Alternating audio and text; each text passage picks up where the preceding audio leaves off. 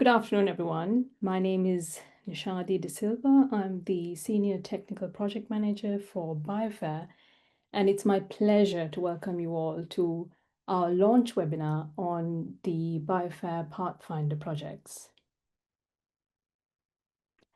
So today's webinar, you will hear a little bit about BioFAIR and also learn more about the Pathfinder projects. And you will have the option to type in your questions in the Q&A box, and we'll try and get through as many of them as possible in today's session. You would have noticed already that we are recording this webinar, and there'll be a recording of this put on our website for any of your colleagues who weren't able to join us live today. So without further ado, I'll pass on to our director, Tony Burdett, to introduce you to BioFAIR and our Pathfinder projects. Over to you, Tony. Thanks, Nishadi, and hi everyone. Good afternoon. Thanks for giving up a bit of your lunchtime for this webinar. I'm going to kick off with a little bit of an introduction to BioFAIR for those of you who are new to BioFAIR, haven't heard very much about it before, and then we'll dive into the opportunity specifically around the Pathfinder projects. So, to give you the lowdown on BioFAIR, BioFAIR is a relatively new federated digital research infrastructure. We're targeting the delivering a step change in FAIR research data management, FAIR practices more generally in the life sciences. So our goal is to provide end-to-end FAIR research data management, FAIR analysis capabilities, along with support and training for people, researchers, research technical professionals, and researchers working in the life sciences. We kicked off last year with a 5-year award from UKRI, and yeah, this is we're really excited to be able to launch this sort of our first major initiative about actually plugging into the UK research community and trying to drive up FAIR practice through a sort of culture change type initiative. The objectives of BioFAIR, we've got 5, starting really with the headline one here is about culture change, about driving adoption of FAIR principles. And the ultimate goal, the sort of 5th objective, is to build a better sort of practice for data reuse in UK life sciences and ultimately improve efficiency of research. There's a few ways in which we're trying to achieve that and some goals that serve that kind of wider initiative, thinking about defragmentation, increasing coordination, collaboration, and cohesiveness of the life science related data methods landscape, democratizing access to data and data methods within UK life sciences, and driving up skills, attracting, developing, retaining skills in research data management, research technical professionals more generally, thereby building capacity for UK life sciences. So they're the high-level objectives of BioFAIR. Talk about BioFAIR as a digital research infrastructure. I think that's a phrase that gets used a lot, but people mean very different things by it. So this is sort of our definition of what we mean by digital research infrastructure. We have a principle of reusing, not reinventing. So the little grabby metaphor on this slide highlights that we really think about picking up, dropping in services into a wider network. So BioFAIR we sometimes talk about as being the fabric which weaves some of the existing services together. So that could be data repositories, it could be compute engines or workflow systems, it could be metadata formats or API standards. It could also be user support, training, workshops, documentation, help desk type services. We know all of these things are sort of relatively well provisioned, well provided for in the UK landscape, and there are lots of them. They don't always work as effectively together as perhaps they could, and that's the role of BioFAIR, is to try and build, support, and enhance those services into a sort of integrated and federated digital research infrastructure. So we really think on the right hand side here about digital research infrastructure that empowers life sciences research, enables data to be secured and shared securely and efficiently, provides researchers and research technical professionals access to computing power and the tools and the workflows they need to take advantage of that, but most importantly, really to collaborate effectively around data and data intensive research. BioFAIR is doing this in sort of through, we have three main sort of conceptual pieces of the puzzle. We put people on the top, and I'll talk about that in a second. We think about the major components in our biocommons as being people, data, and methods. So we think about data commons being the sort of glue between data resources that are out there, databases and major data resources that enable researchers to prepare, share, and manage their FAIR data. We think about methods, about reusing workflows and running them on robust analysis platforms and sharing tools. And we think about people as the community of data stewards, research software engineers, data managers, trainers that support that data and software management planning. And actually, this is we think about this first and foremost. It's on the top of this little triangle for a reason, because we think it's really important to build up the teams and the relationships within the community and between the people. For that reason, that's why we started when BioFAIR launched with recruiting a series of fellows as part into the BioFAIR fellowship program. There will be an announcement tomorrow about who the first 10 fellows for BioFAIR are, and they're going to be hopefully a really important part of the equation around Pathfinder projects and actually building up networks and relationships within them. So that's how we think about the BioFAIR Biocommons. Hopefully you're here to think about enhancing fairness of your data and your methods within your projects. So this might be an easy sell, but we know how important FAIR data is. We know why it's important, and we know that based on lots of evidence, including this article from 2016 that I've been using for a while, that data scientists and data researchers, data intensive researchers, spend a huge amount of time, a disproportionate amount of time, cleaning and collecting data sets. It's sort of up to 80% of time is spent just collecting, cleaning the data that's needed to drive data intensive research. And we know that this is a significant challenge, and we know that as we move into an era of increasing use of AI and methods and machine learning techniques, that data is just not reusable enough. It's just not fair enough to take advantage of these kind of modern techniques at scale. And part of our remit here is to try and move the needle on that, is to try and reduce the time that's spent collecting and cleaning data and thinking more about reusing and reproducing methods and results through shared use of data, shared use of tools, and really to try and scale that up and reduce the cost of doing research that's inhibited by the lack of fair data. So we know that a lack of fair data and lack of fair practices has an impact on scientific discovery. We know that it slows down research progress. We know that there's extensive duplication of effort, and we know that scientific investments, especially scientific investments that are being made into things like AI, remain under realized because of the bottlenecks that ensue from having from having a limited number of fair practices in place. And that holds true across a number of different biological domains. It's not just all of them on the right hand side here. Here's some examples of things that we see this common problem commonly observed in. So our aim really is to really try and address that some of those challenges and reduce some of those pain points. That we hope that Pathfinder projects will help us forge the path through that landscape and through that problem. So we're looking here at around 8 to 12 projects. We're hoping to fund around 8 to 12 projects from across the UK, addressing specific FAIR challenges, and help us shape that national infrastructure, shape that digital research infrastructure that will make it much easier for researchers to adopt FAIR practices and ultimately drive up the efficiency of research.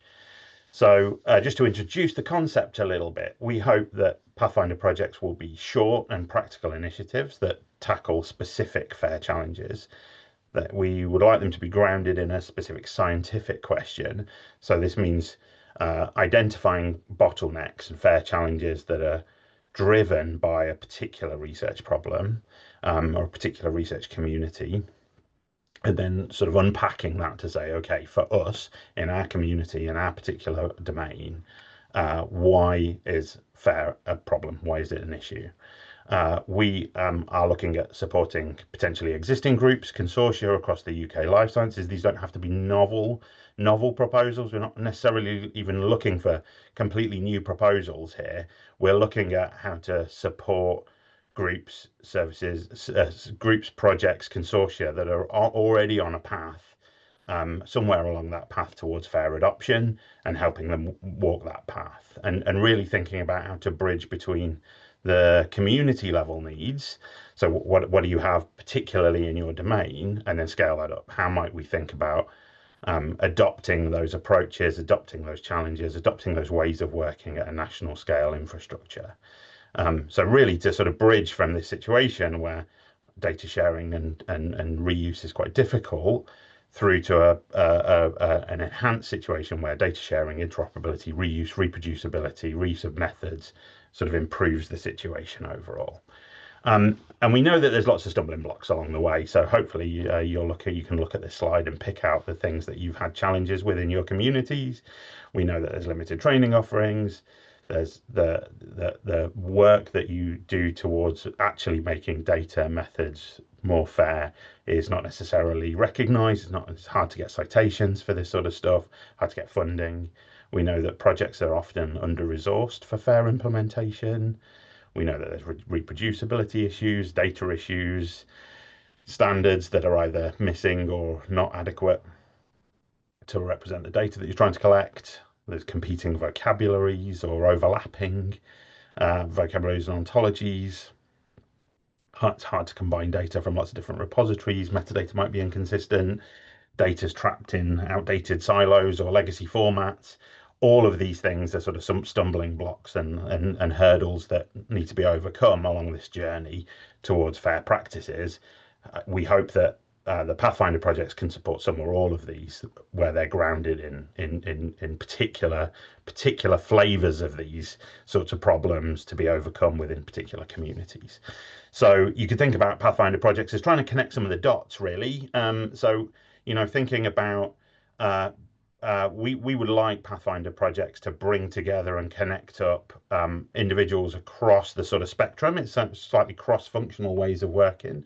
We know that fair adoption requires a sort of broad church of people. We know we need to bring together the researchers that have the problem in mind, have got a particular scientific discovery, they're trying to make a particular research question. We know right on the other side of things, you've got service providers that are maintaining infrastructure, running databases, providing workflow systems, building portals, managing standards.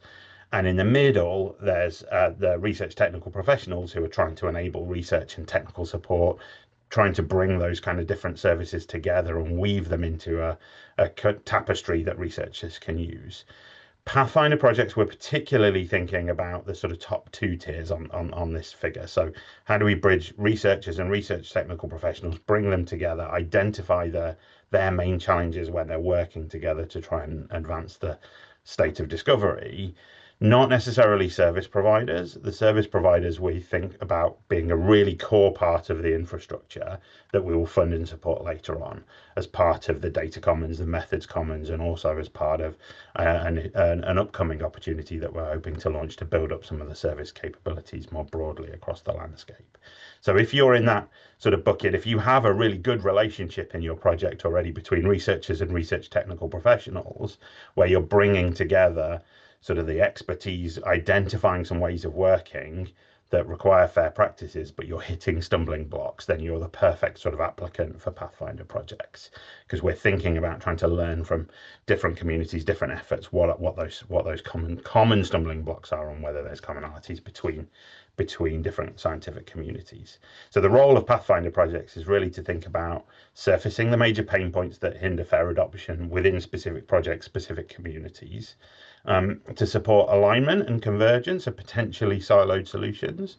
So we'd like to bring the researchers and research technical professionals working on these types of fair adoption problems together across domains and think about converging solutions, whether there's things that we can naturally prioritize for scale up, to expand the community of researchers and technical professionals and stimulate some innovation and discussion, actually bring workshops together, try and drive some culture change in ways that across groups of people that don't necessarily always share a platform. We're hoping to build a sort of pan UK understanding of fair maturity in the life sciences. Where are we ahead? Where are we behind? And where can we transfer learnings from one part of the community in the life sciences to another? And also Pathfinder projects have a really important role as early adopters of BioFAIR technical solutions. So as things like the methods commons and the data commons services start to come on stream, we're looking for Pathfinder projects that would be willing to try some of that stuff out and see if they can embed it within their communities. We're looking for, as part of the sort of Pathfinder project proposals, we're looking for things that define a relatively well-scoped FAIR challenge. So thinking about what some of those pain points are, but they should be grounded in a specific scientific question. So we're not necessarily looking for services that help FAIR in general, or even, we want to be more fair because we think FAIR is important, but actually something that has a clear driving rationale, a sort of an established bottleneck. Ideally, this could be a sort of fairly short, practical piece of work to advance your project along your FAIR journey. So the projects are scoped to about a year. You don't need to be building something new or even production ready, but we are looking for something that will potentially drive a concrete improvement to FAIR practice. So I think the big new engineering efforts are probably not going to pay off in the time. Things that stitch together existing solutions or have tangible outcomes, including things like building up workflows that you're using and adopting a standard platform, or sharing those workflows across broader parts of the communities, these sorts of things. Sort of quick wins is what we're looking for here. We also like to see solutions that act as glue to make existing services work better, and projects that bridge between data producers and service providers. So taking advantage of the existing services that are already out there and actually building up conversations and thinking about how data being produced can more quickly feed into services that use it. So yeah, just some examples of what we could be looking at there: adapting workflows for discoverability, portability, reproducibility, bridging gaps, addressing cultural barriers. So governance, training, incentives, and skills might be in scope here, and also driving adoption of things like metadata standards, ontologies, databases, identifier frameworks. Any of those sorts of flavors grounded in we need this because we have a particular scientific challenge would be good examples in scope, with a general principle of reuse things, don't rebuild them. We're not really looking for lots of creative new FAIR services here. There is an opportunity for that later in BioFAIR, but this is really about forging a path that reuses things that already exist. So yeah, we're trying to avoid anything that's got a really specific, really narrow focus that will deliver benefits only within one project or one organization. So we are looking for things that have the possibility to generalize out. We don't need to optimize for that, but we should be thinking about that as part of Pathfinder projects. Work that duplicates existing tools and platforms, unless there's a clear rationale of the value that's added through that duplication, would be out of scope. And projects that are seeking to develop standalone services and databases without considering how that can inform or connect to national level infrastructure. So yeah, try to avoid that kind of space.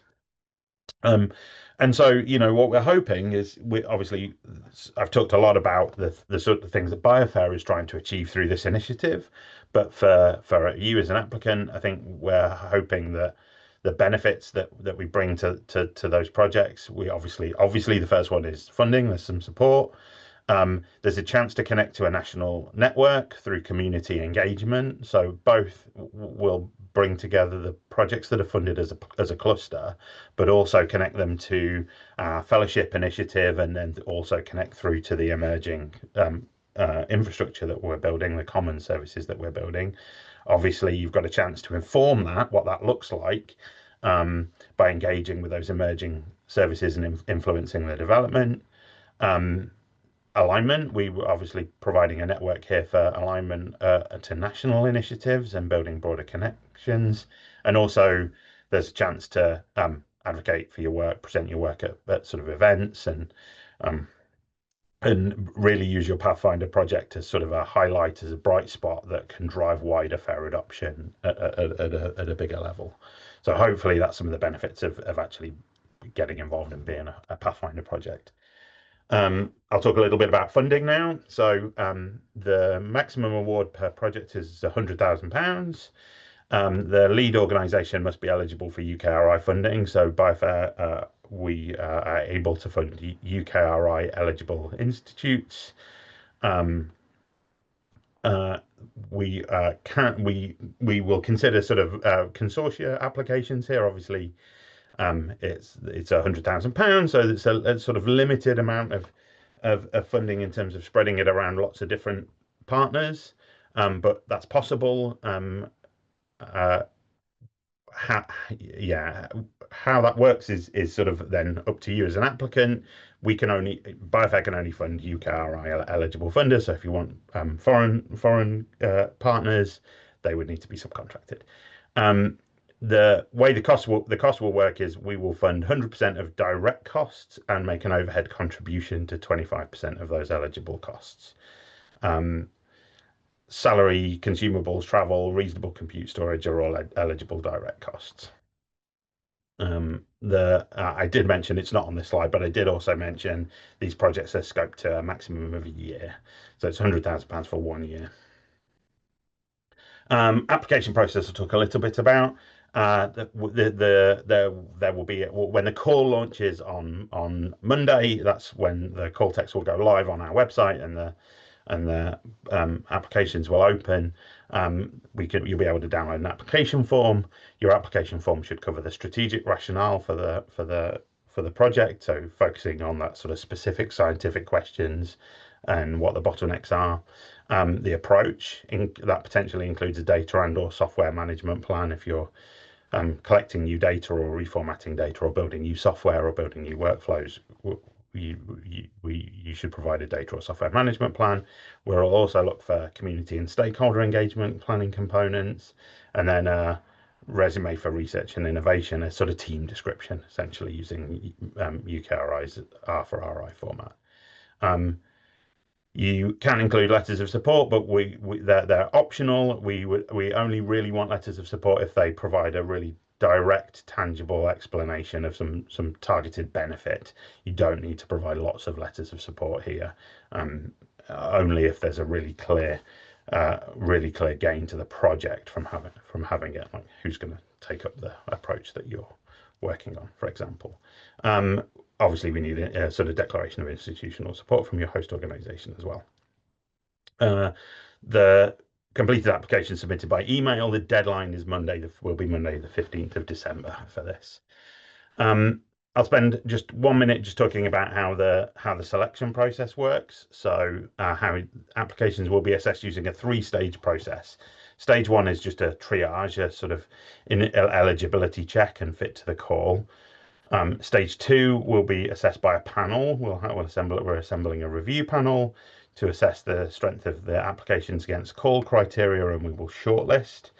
And the 3rd stage will take the shortlist of potential shortlisted projects and create a portfolio selection. So we're looking here for diverse portfolio. We're looking at things that will cover potentially multiple scientific domains. We're looking for commonalities between domains. So this isn't necessarily, we're not necessarily just going to fund the best 8.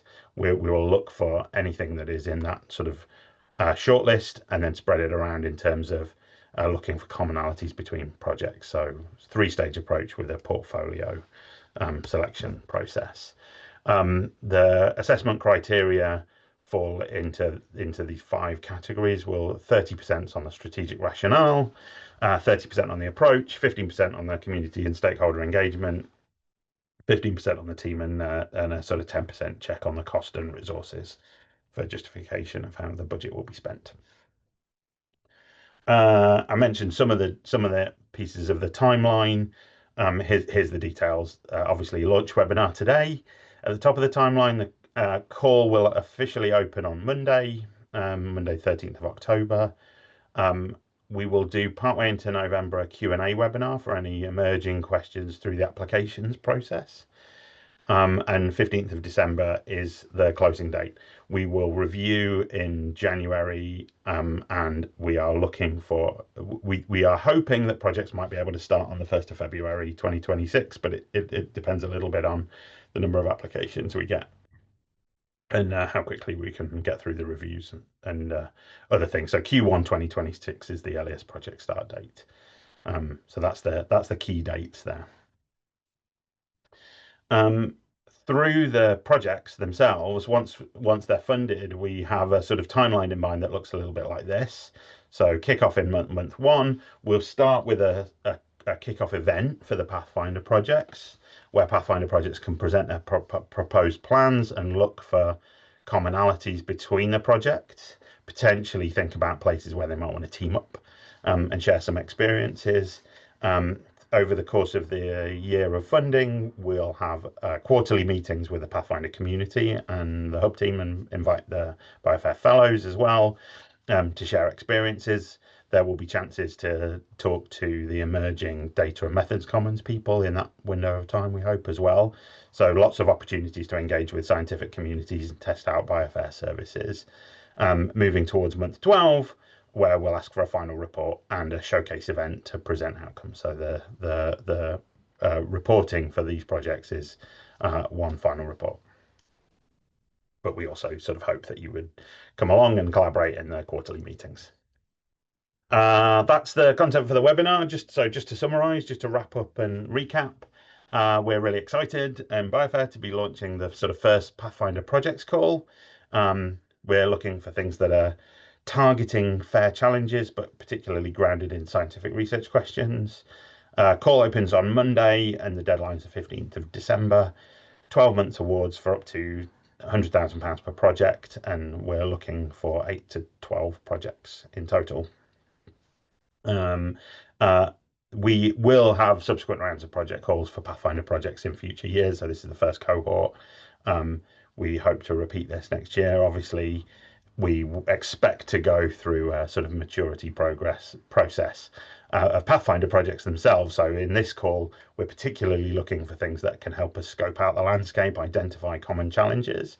As we go forward next year and the year after, we'd expect projects to be much more actively engaged in trying out BioFAIR services and the data commons, methods commons services that are part of this national infrastructure as we build it out. So this is to be part of this kind of early collaboration and piloting stage. So we're keen for people that are excited about trying to inform what that landscape should look like as we go forward. If you're considering applying, final thoughts. Check the call text when it's launched on Monday and check your eligibility criteria.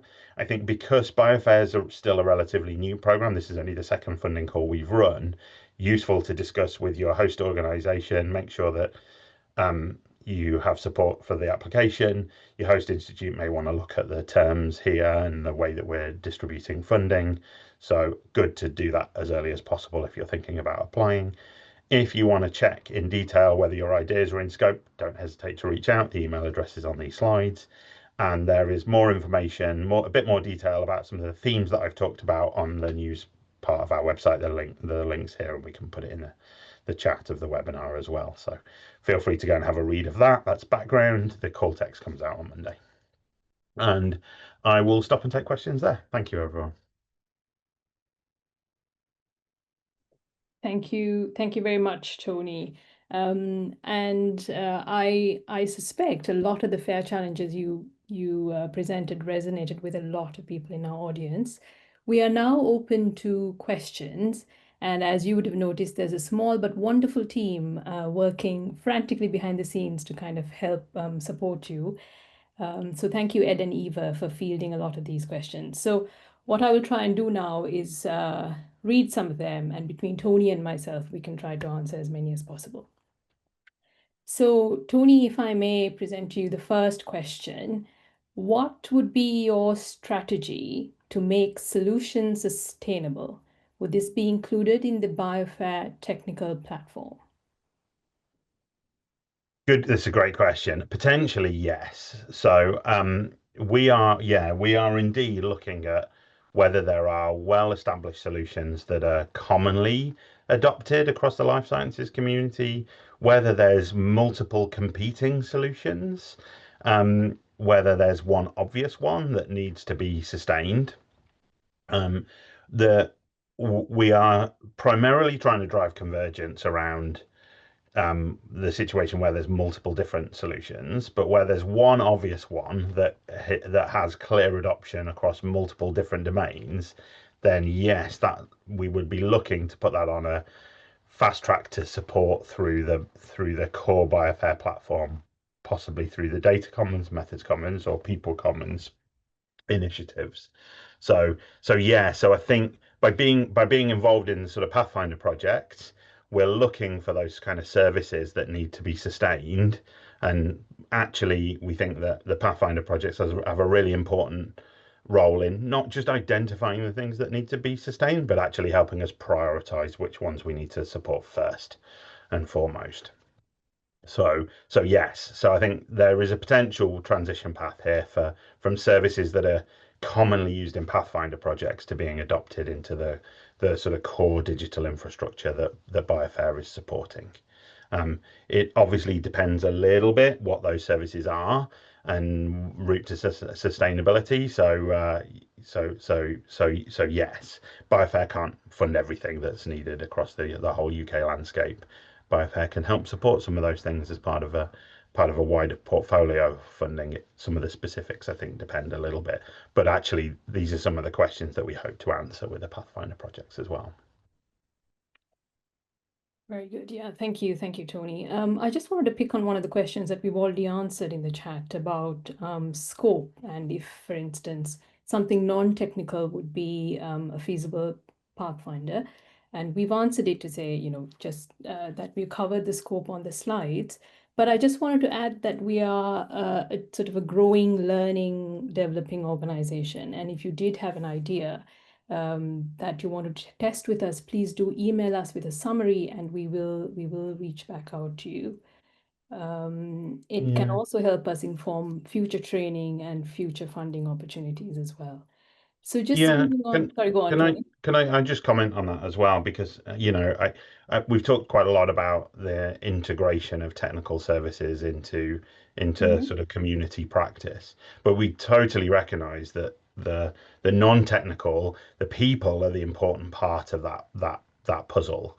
Actually, the people, I showed the one slide where research technical professionals are the bridge in the middle between the services that are provided and researchers who need the abilities that those services provide, and actually the people are the core part to that. So um, projects that don't require any technical delivery, but lots of training and lots of driving of adoption, documentation, those those are all in scope, right? If they're grounded in real world sort of scientific problems, and actually the biggest bottleneck is the community just don't have access to the right documentation.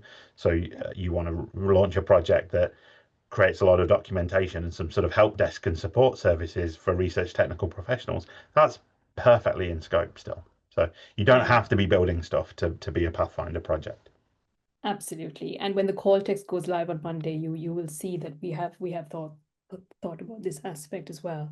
So Tony, there are two questions on start dates, in particular when we expect these projects to start and when we think the latest start date might be. For instance, as an example here of can it start sort of around August in 2026?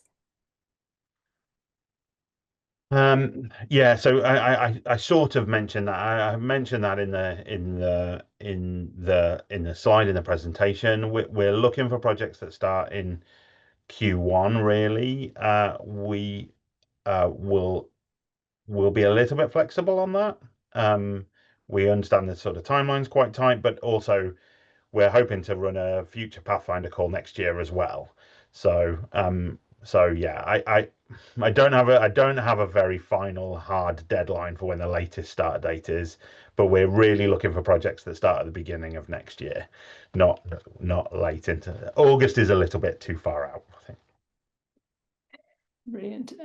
So we have another question about national infrastructure. The question is, national level infrastructure has been mentioned as something to work with, not against. Is there a list or document describing which infrastructures are encouraged to be worked with by BioFAIR? Not yet, is the honest answer. Um, Yeah. we are building that up, and actually, again, I think this is part of the role for Pathfinder projects. We're really interested in people who have opinions on this. I think as part of the Pathfinders cluster, there'll be an opportunity to engage in some of that guidance. We are thinking about which services at national level are supported, which ones are prioritized, which ones maybe discouraged a little bit. I'm not sure. We're not into a territory where we've got a guidance on don't use this service from a BioFAIR perspective yet. But some of these questions about which services will be on a path to adoption and support through national infrastructure, they're the conversations we're just starting to have now, and we want to do that in collaboration with the community. So yeah, if you're interested in this, it's not hard guidance at this point, but we will be evolving that guidance with the Pathfinder projects. Brilliant. Thank you. The next question we've got is support for maintenance on existing software projects that aim to drive FAIR in scope, or should funding be used to drive new projects or features?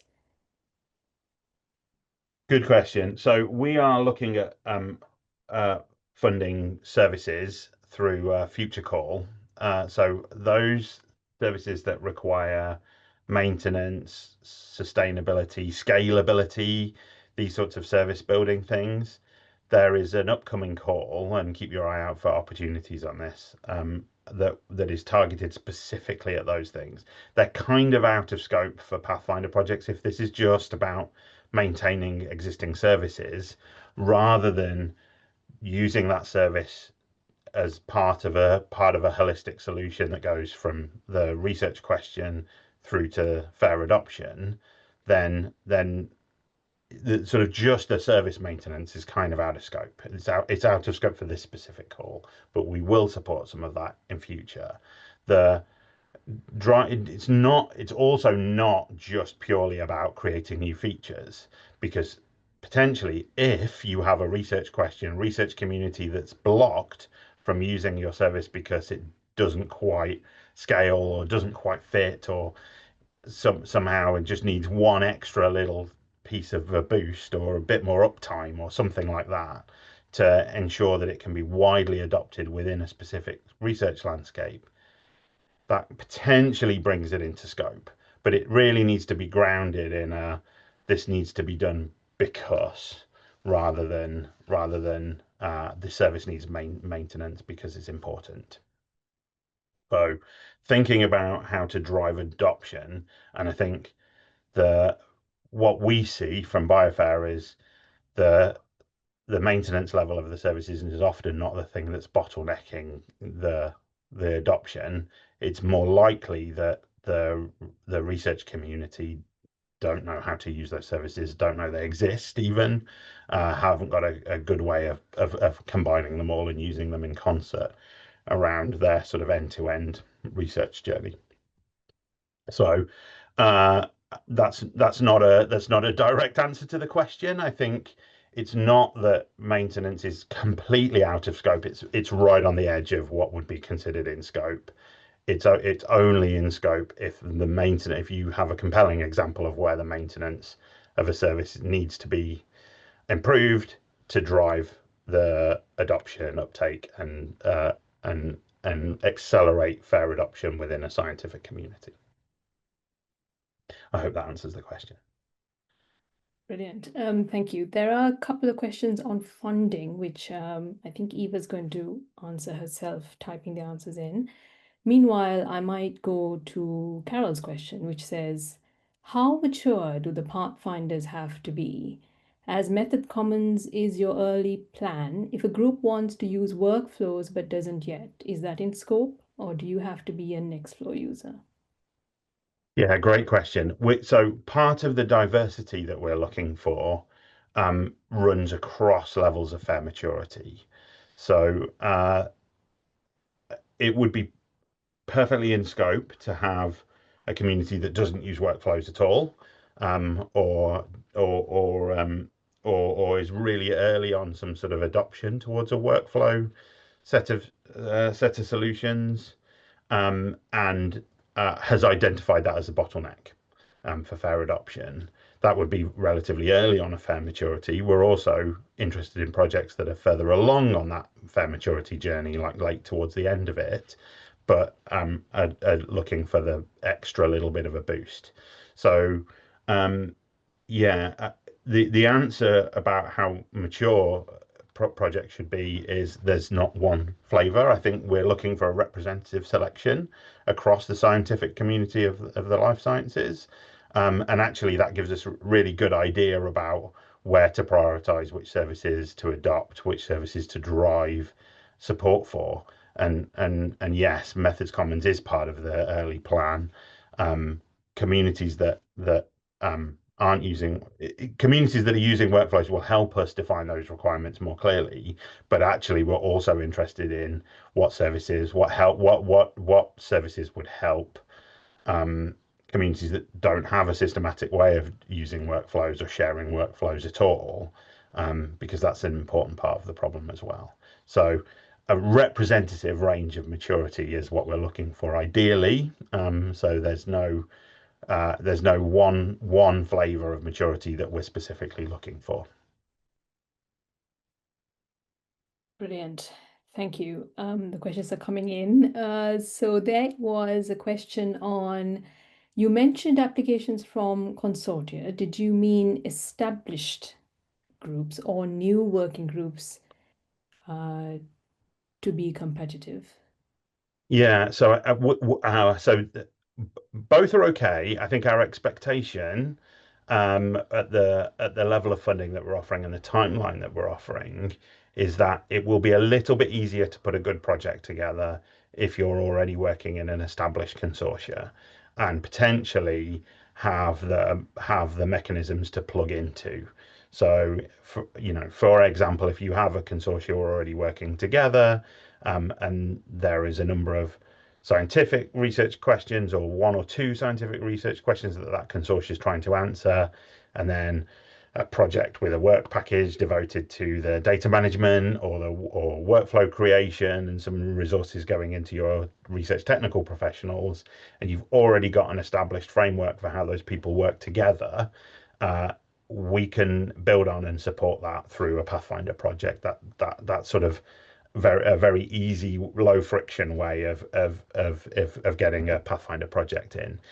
But that's not to say that we only want that. I think you could build a new partnership if you wanted to, but I think it's slightly easier to sort of put together that connecting the dots picture if you're already in a consortium. So doesn't rule you out if you're putting together a new consortium, but I think our expectation from BioFAIR is that this call is slightly more targeted towards established working relationships with sort of clear ideas of where their bottlenecks are.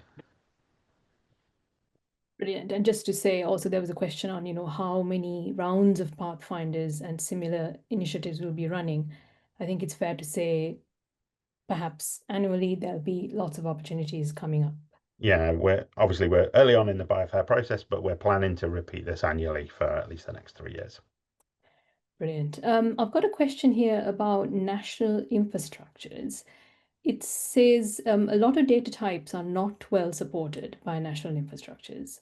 So will projects wanting to work with that sort of data be at a disadvantage by the lack of available services or infrastructures, even though this means that they may well be lagging in fair adoption? Uh, no, possibly the opposite, actually. So Yeah. those things where it's very easy to identify a bottleneck to fair adoption, for perhaps because the national infrastructures don't already support particular data types, and this is a bottleneck.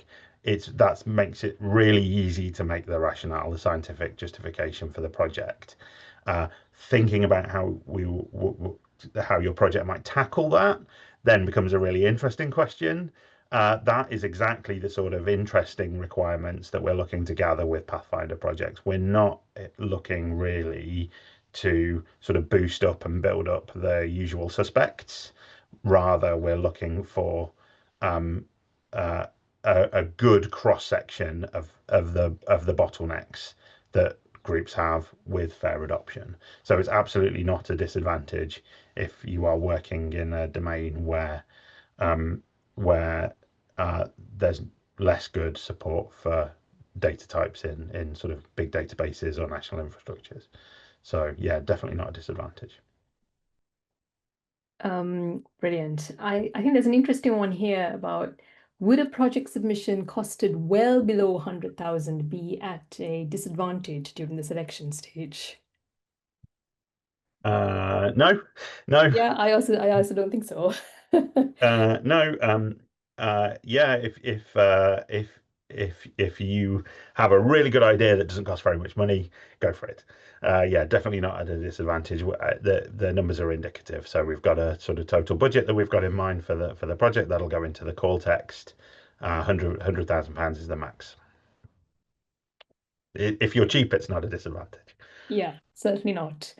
And I guess there's one more here. In addition to covering staff salaries, can a Pathfinder support new appointments? Yes, it can. Again, this is an expectation thing from the side of BioFAIR. We're obviously looking at 1 year projects at sort of £100,000. You can support it. That will support new appointments. Um, but we obviously in the timeline and at the timeline, the length and the funds available, we were sort of expecting that this is more likely to go towards teams that are already working together and supporting those existing teams with additional budget rather than new staff appointments. But that it doesn't rule again doesn't rule you out. New staff appointments aren't excluded. And I might just roll in, there was a question that we've already answered online, but yes, the 100K maximum does include a contribution towards your overheads. Correct. Um, I can't see any more questions. Ed and Eva, thank you for doing a fantastic job behind the scenes. We do have a few more minutes if you wanted to type anything else that pops to your mind. But similarly, if anything does come up as you're preparing your applications, please do know that we are open to receiving emails and we're very happy to answer questions. We will have another Q&A session. It'll be very informal. Just drop in if you have any burning questions, and this will be on the 11th of November. Do remember to talk with your host institution about the application.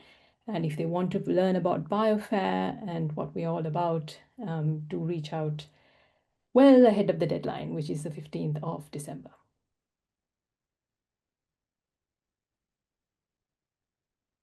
Thank you, everyone.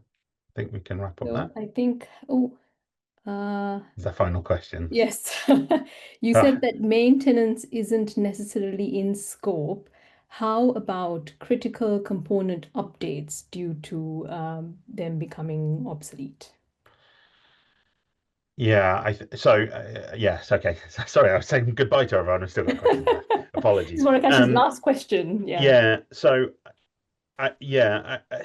so the sort of some of these technical questions, I think they are potentially in scope, but the thing that we're really looking for is that they are driven by a scientific question. So um, I think if your project proposal is driven by the technical side of things, so if it's driven by our technology's out of date, or we need to do some important updates, or we have technology and we want to broaden the community of users, those questions that are really targeted at the services and service delivery, we are launching calls that we will launch a call we're trying to launch it before the end of this year. We might not make that. But there will be a call upcoming that are more targeted at those things that are technically motivated. This call really is targeting things that are scientifically motivated. So the activities here, sort of updating, maintaining, modernizing services, they are potentially in scope, but there needs to be a scientific driver behind it. You need to be able to make the case that that work is necessary because it's a bottleneck towards scientific delivery. So rather than start from the technical side, we have a service, but it's out of date. If you're starting from the scientific side, that's okay. So the activities are not necessarily out of scope, but projects that are motivated by a technical need rather than a scientific one are out of scope. So hopefully that helps. I want to stop short of saying we won't fund maintaining services, because we will fund maintaining services as long as you can compellingly make the case of why that's a bottleneck towards scientific uptake of the FAIR principles. Absolutely. I think all that remains for me to say is thank you, Tony, and thank you, Ed and Eva, for all of the question fielding you've done in the background. And thank you to all of you for joining us over your lunchtime to hear about our Pathfinder projects. And I'm very much looking forward to hearing from you and seeing your applications. And we will have a Q&A session on the 11th of November. And please look out for the call that goes live on Monday. Thank you very much.